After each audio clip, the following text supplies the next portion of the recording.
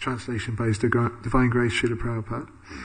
Bali Maharaj said, O best personality of Godhead, most worshipable for all the demigods, if you think that my promise has become false, I shall certainly rectify matters to make it truthful. I cannot allow my promise to be false. Please therefore place your third lotus footstep on my head. In response, please. Bali Maharaj said, O best personality of Godhead, most worshipable for all the demigods, if you think that my promise has become false, I shall certainly rectify matters to make it truthful. I cannot allow my promise to be false. Please, therefore, place your third lotus footstep on my head. Purport by His Divine Grace Srila Prabhupada. Srila Prabhupada ki. Bali Maharaj could understand the pretense of Lord Vamanadev, who had taken the side of the demigods and come before him as a beggar. Although the Lord's purpose was to cheat him, Bali Maharaj took pleasure in understanding how the Lord will cheat his devotee to glorify the devotee's position. It is said that God is good, and this is a fact. Whether he cheats or rewards, he is... It is said that God is good, and this is a fact. Whether he cheats or rewards, he is always good. Bali Maharaj therefore addressed him as Uttama Sloka, your lordship. He said, you are always praised with the best of selected verses on behalf of the demigods. You disguised yourself to cheat me, saying that you wanted only 3 paces of land, but later you expanded your body to such an extent that with 2 footsteps you covered the entire universe, because you were working on behalf of your devotees. You do not regard this as cheating. Never mind, I cannot be considered a devotee. Nonetheless, because although you are the husband of the goddess of fortune, you have come to me to beg. I must satisfy you to the best of my ability. So please do not think that I wanted to cheat you.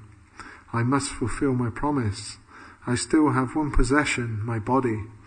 You have taken my wealth, but still I have my body. When I place my body for your satisfaction, please put your third step on my head. Since the Lord had covered the entire universe with 2 steps, one might ask how Bali Maharaj's head could be sufficient for his third step. Bali Maharaj, however, thought that the possessor of wealth must be greater than the possession.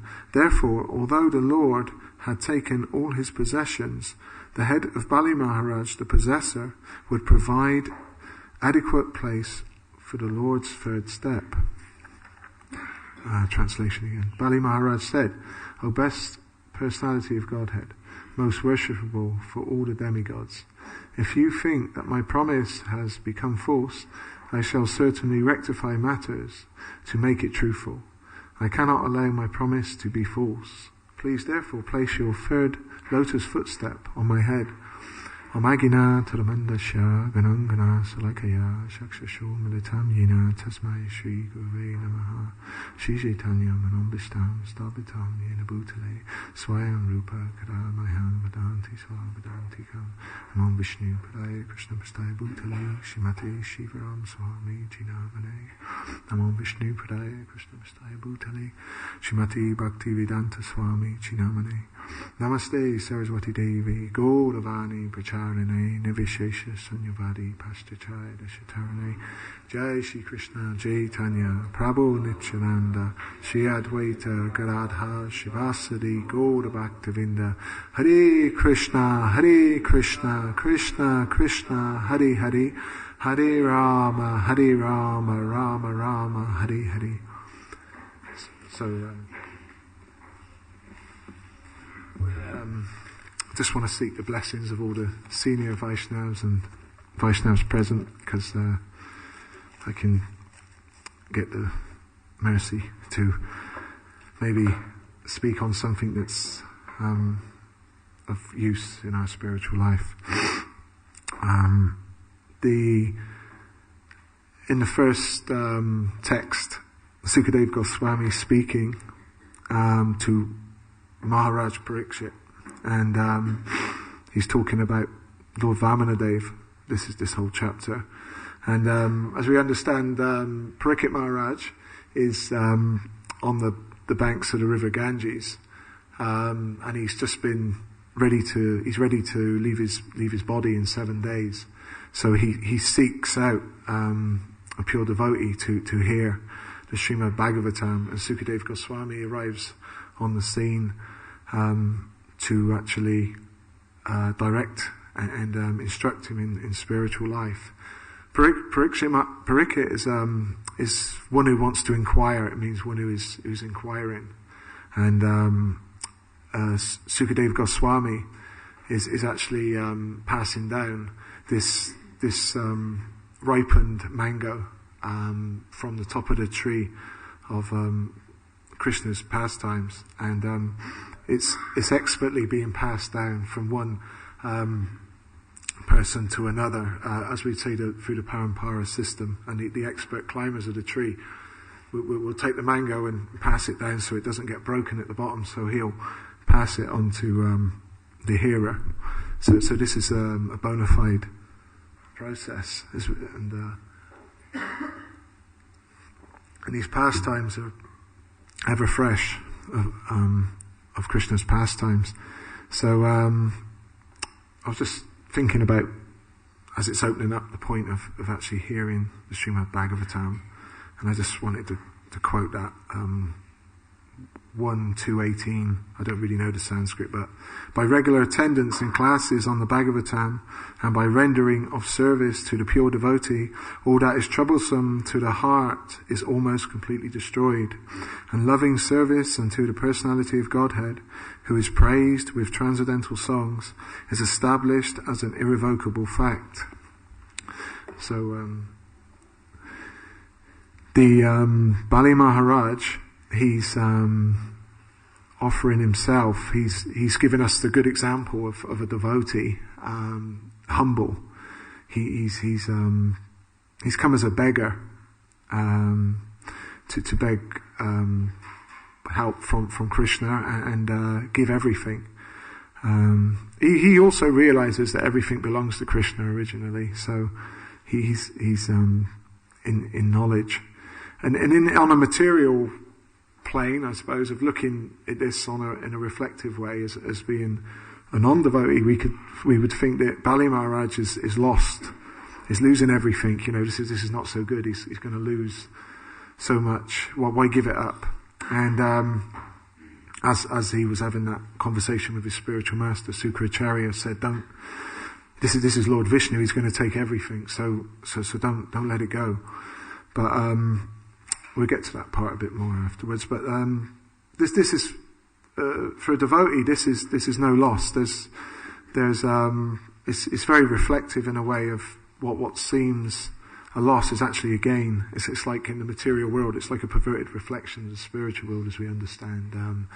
When Prabhupada gives the example, you're walking down the forest path, and you look into the river, and you see the tree.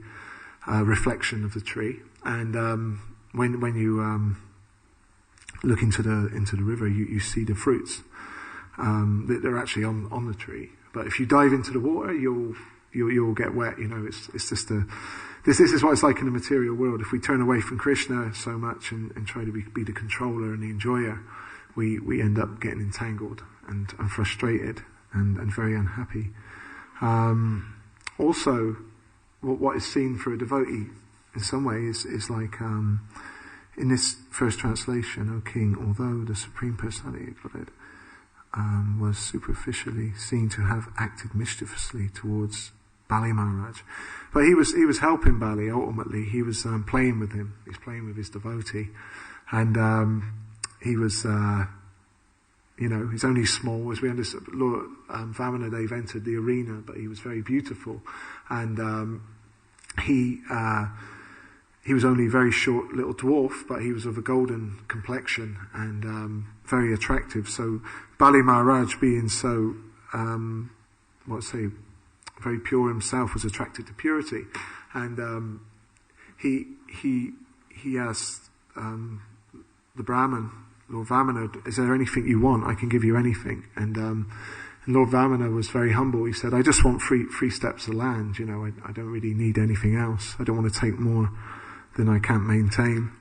And through these steps, he covered the entire universe. And the point is and it looked like he was mischiefully behaving towards Bali Maharaj, but this is like the reflection again. It's a bit reflective of diametric. It looks like could be a bad thing in some ways if one's got material vision, but it's a good thing because it gives the example. Prabhupada explains about the cat when he's carrying the kitten. If he carries the kitten in his teeth, he's carrying his children out of love, but that's like the devotee for the Lord. But when one's not in devotional service, the material nature, it's like the cat carrying the rat in his teeth, and which is in the jaws of death. It's not that one loses in devotional service. There's no loss or diminution, and a little advancement on this path protects one from the most dangerous type of fear.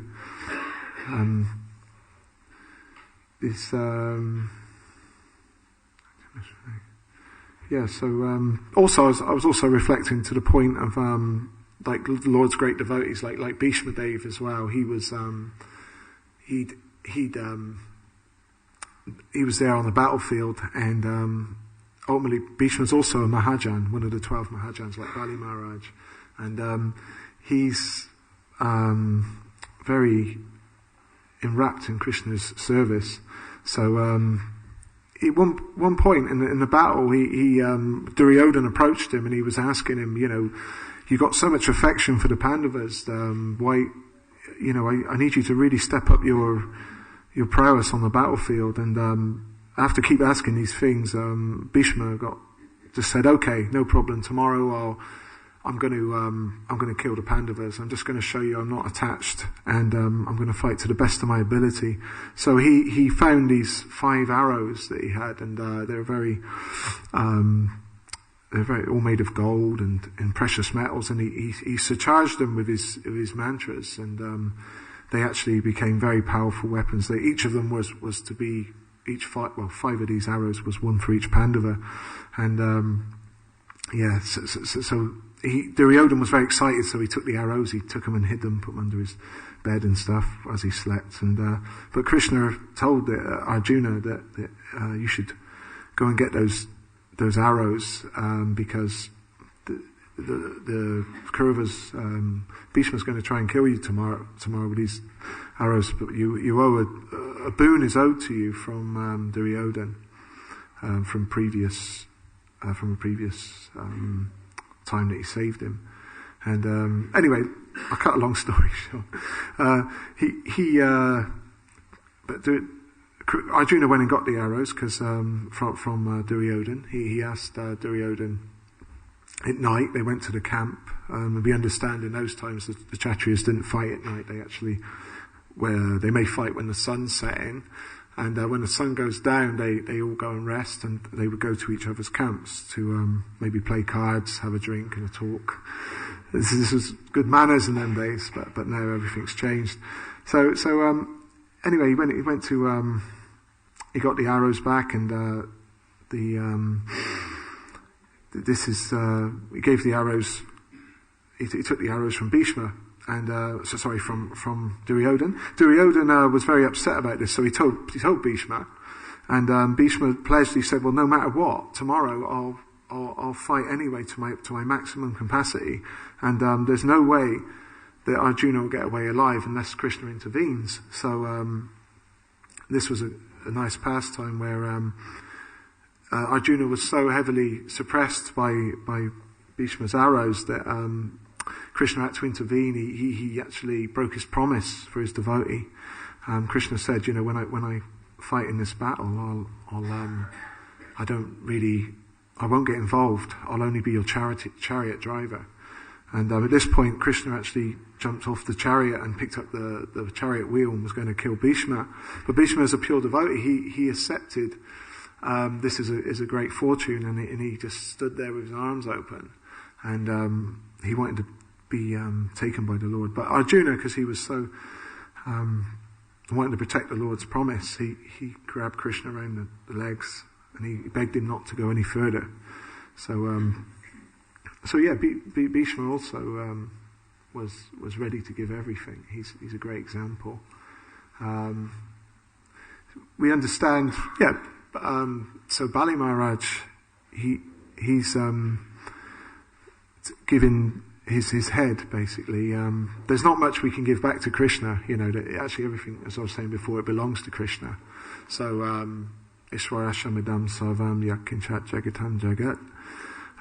Everything animate and inanimate in this universe is controlled and owned by the Supreme Lord. So we shouldn't take more than what really belongs to us, because we've got our quota. And so Bali Maharaj knew his quota, even though he owned the whole universe and was in charge of the whole creation, because he was the king of the universe at that point. He actually knew it all belonged to Krishna, so he was willing. That moment of need, he surrendered his head. Patram pushpam phalam toyam yomi bhakti priyajate. Krishna will accept with love and devotion a water, a leaf, a flower, or fruit. And so this is what we offer back to Krishna. We should try to offer with devotion. Krishna's looking for the devotion ultimately, as we understand. And it's like a child that's you might have your chewed up sweet and you're eating, the child's eating his sweet and his father's there, his father's giving him everything. But when the child takes his sweet out and offers it back to his father, the father doesn't sort of be disgusted, he actually reciprocates out of love. So most of us down here in our conditioned state, it's like that situation. We've got this chewed up sweet of bhakti, we're trying to offer it back to Krishna. It's a bit of a mess, but Krishna sees the good.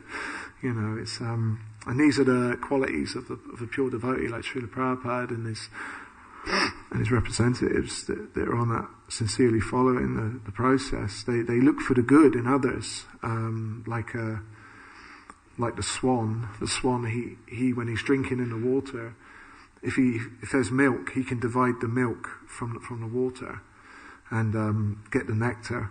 And not like the flies that they hover around all the stool and the sores, and they just want to see the bad things. This is not good for our spiritual life. So we should try and see the good in others. And the Srila Prabhupada exemplarily done this. He had, as we understand when he first came, he said that it was like, Krishna's given me 5th class men, or something like that. But still, we can put everything to good use. He saw the good qualities, the minute good qualities in everyone, and he used those in Krishna's service. And so this is important to remember that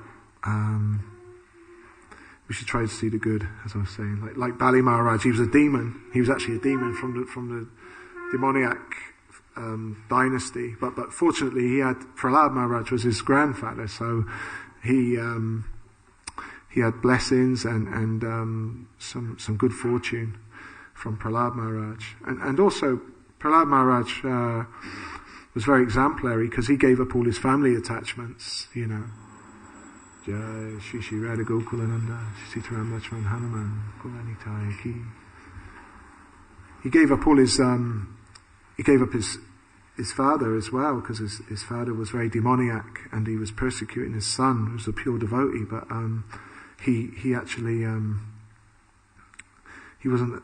He did want, out of his compassion as a devotee, though, he wanted his father to get liberation and benefit from after being punished by Hiranyakashipu, by Lord Nrsingadev. And Bali Maharaj also gave up his family or sentimental attachments, because his Guru Maharaj, Sukracharya, was a spiritual master, but he was very materially motivated. He wasn't giving him the absolute truth of Krishna's service and association of devotees. He had saved Bali Maharaj previously in a battle. Bali had fought, and he lost his life at that point, and I can't remember exactly what happened. I think he got crushed.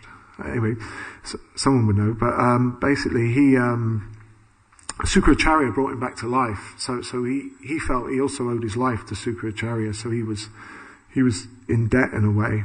But when Vamana entered, Sukracharya was telling him not to actually give him anything. But Bali Maharaj knew that this was the Supreme Personality of Godhead. So this is the ultimate goal, is to worship the Lord. So at that point he had to reject his spiritual master. Even though the spiritual master saved his body, this materialistic spiritual master, he was more interested in Bali Maharaj needed to save his soul through surrendering to Krishna. So unless the spiritual master is going to save our soul, which if we're sincere, obviously we attain a bona fide spiritual master, so this shouldn't be too much of a problem. But yeah, so we see there he's given up his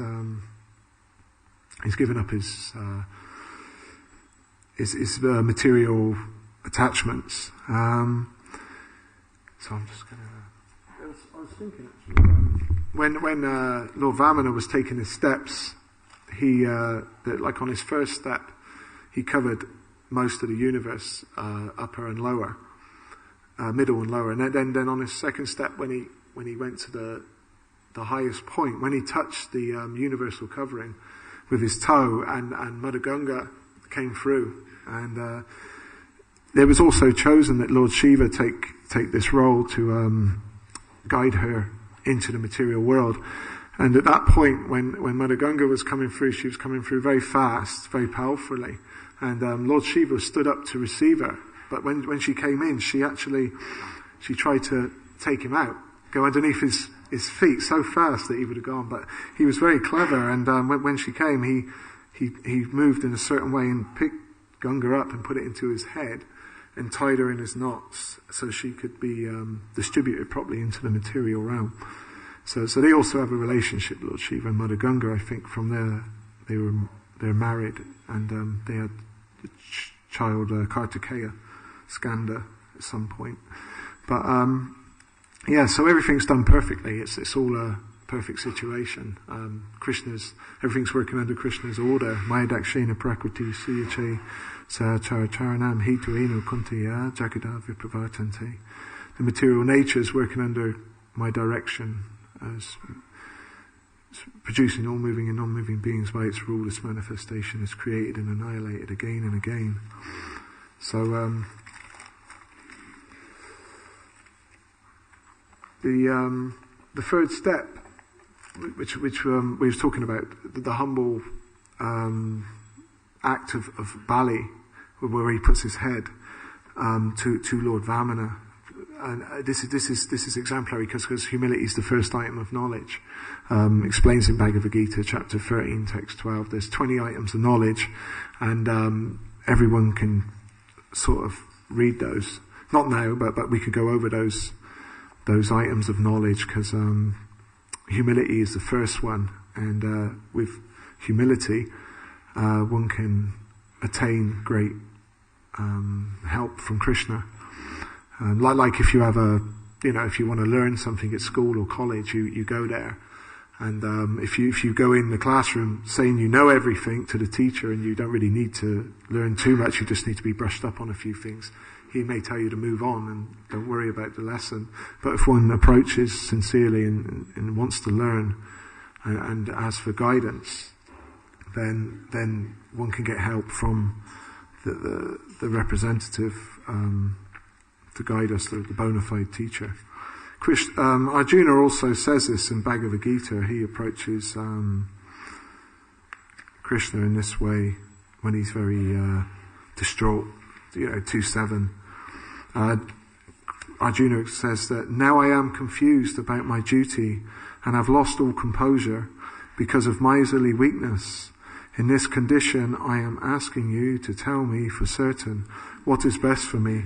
Now I am your disciple and a soul surrendered unto you. Please instruct me. So, yeah, this is like Bali Maharaj is doing this. He's offering his head, his life, and he's asking, dear Lord, do what you want with me. This is a very high level of devotion, but it's actually to be aspired. We should aspire for this and follow in the footsteps of the pure devotees. Like in Govardhan, there's these many sadhus walk around Govardhan Hill, and sometimes they walk very fast. And there's a nice lecture by Vaisheshika Prabhu. He's explaining that when he goes around Govardhan, he goes around very early in the morning, and what he tries to do when he sees a sadhu come in, he goes past, he walks really fast behind him in his footsteps, so he doesn't step on too many thorns, because they know the place very well. And this is like the example that we should follow, the examples of great devotees, and around us as well, because we're very fortunate to have the ultimately the discipleship succession, parampara, and also the living devotees, the walking Bhagavats in our presence, because there's two types of Bhagavats, we understand, there's the book Bhagavat, but there's also the devotee that's living the book, and they can help guide us. And association of devotees hearing the holy name, residing in a holy place, seeing the Lord, and hearing Srimad Bhagavatam. It's very beneficial for our spiritual life. Keeps us, chanting the holy name continuously. It's helping us keep molded for adapting in our spiritual life. For actually, when a chance comes to advance or to serve, we're ready to take the offer. Okay? But without the chanting of the holy name and the lubrication of the process, it makes us hard, where we're just like, if one doesn't chant the holy name and we become a non-devotee, they're almost set in stone. Not that they've always got the chance to become Krishna conscious, but without the holy name, it sets us so strongly, makes our heart hard. So this softens the heart, the holy name, and it keeps us moldable to advance in our spiritual life.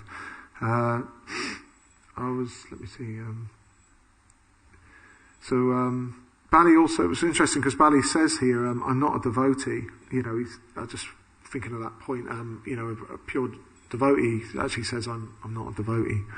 He doesn't, but he knows he's protected. And I was just thinking, it's very attractive because it always shows that he's ready for room for improvement. A devotee should always see that.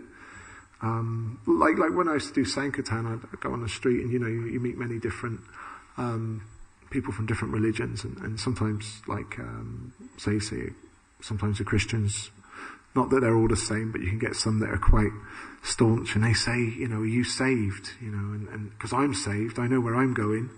They're so confident, and I'm thinking, well, but I think the way a devotee should see this is that he doesn't just say he's instantly saved. We know that we understand we're going towards Krishna, and Lord Chaitanya's mercy is it's unlimited, but still we don't take it for granted. There's always more work to be done. There's always a room for improvement.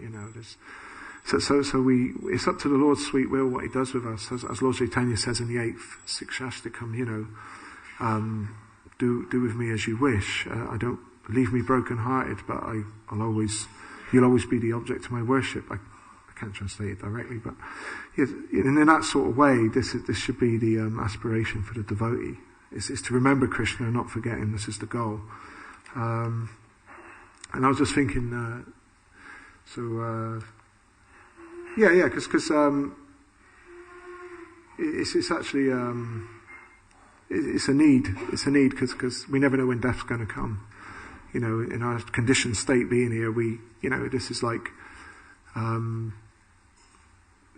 Sukadeva Goswami speaking to Pariksit Maharaj. Pariksit Maharaj, in the beginning of the Bhagavatam, he asks us two main questions. What am I to do? What's a man meant to do in his life? And what's a man to do who's about to die? Those two questions. And Sukadeva Goswami says these are very important questions, but they're actually one question. Because you never know when death's going to come. It can happen at any moment, as we see. I remember looking on the internet once, and I think they've taken it off now, but there was these statistics. They were continuously moving these numbers, and it was showing you when someone was born, when someone's dying, someone's getting cancer, someone's, it was a lot of these movements, and it was like every 2.5 seconds there was a death, and every 2 seconds there was a birth. It's happening just because we can't see it. That's like Yudhisthira Maharaj. He approaches Lord Yamaraj and he gives him, Lord Yamaraj questions him 48 questions, and there's 4 primary questions, and one of those is, what's the most amazing thing in this world? And Yudhisthira explains the most amazing thing in this world is that, everyone's being born at every moment, people are dying at every moment. A man sees his family members, his elder family members have died, but he doesn't think it's going to happen to him. I'm not going to die. So this is the human form of life is for Tata Brahma Jignasa, is for inquiry. We're a rational animal. We're here to inquire. So we end it 1:30. So I'll stop now, if that's all right. We can maybe stop for some questions or comments or corrections. Whatever.